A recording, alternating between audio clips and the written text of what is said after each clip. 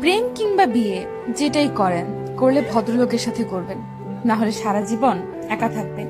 নিজে টাকা কামাইবেন, ঘুরবেন ফিরবেন পরিবারের মানুষগুলোকে নিয়ে, আর সম্মানের সাথে বাঁচবেন। যে মানুষ কথায় কথায় তার মতের অমিল হলে অসম্মানজনক কথা বলা শুরু করে, গালি দেয়, ওইটাই তার আসল চরিত্র।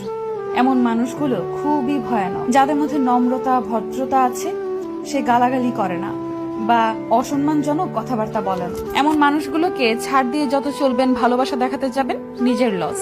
এরা আপনাকে মানসিক রোগী বানানো ছাড়া কিছুই দিতে পারবে না।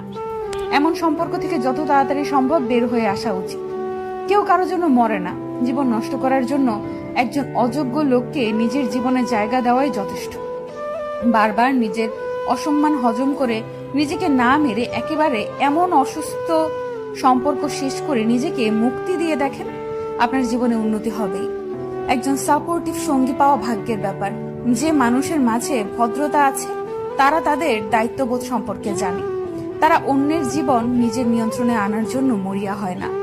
আমি আমার পরিচিত এমন অনেক মানুষ চিনি যারা জীবনে অনেক ভালো কিছু করতে পারত, কিন্তু তাদের জীবন নষ্ট করে দিয়েছে তাদের জীবন সঙ্গী। আবার এমন অনেক মানুষ দেখেছি যারা জেনে শুনে ভুল মানুষের প্রতি ইমোশনাল হয়ে নিজের ক্ষতি ডেকে আনছে। ভালোবাসলে আগে নিজেকে ভালোবাসা উচিত, এরপর অন্য কেউ। ভালোবাসা যদি ভালো থাকাই কেড়ে নেয়, এমন ভালোবাসা দিয়ে কি করবেন? মানুষ চোখের জলের মূল্য ততদিন বোঝে না যতদিন না সেটা তার নিজ চোখ দিয়ে বের হয়। ভালোবাসার সবচেয়ে কষ্টের মুহূর্ত হলো পুরনো স্মৃতিগুলোকে ভুলে থাকা। এই কেমন কষ্ট! না কাউকে দেখানো যায়, না কাউকে বলা যায়, না শুয়ে থাকা যায়, না ভুলে থাকা যায়, না ফেলে দেওয়া যায়।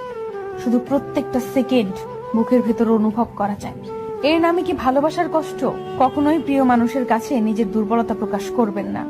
যদি আপনি প্রকাশ করেন, তখন সে আপনার দুর্বল জায়গায় আঘাত করবে। কখনোই কাউকে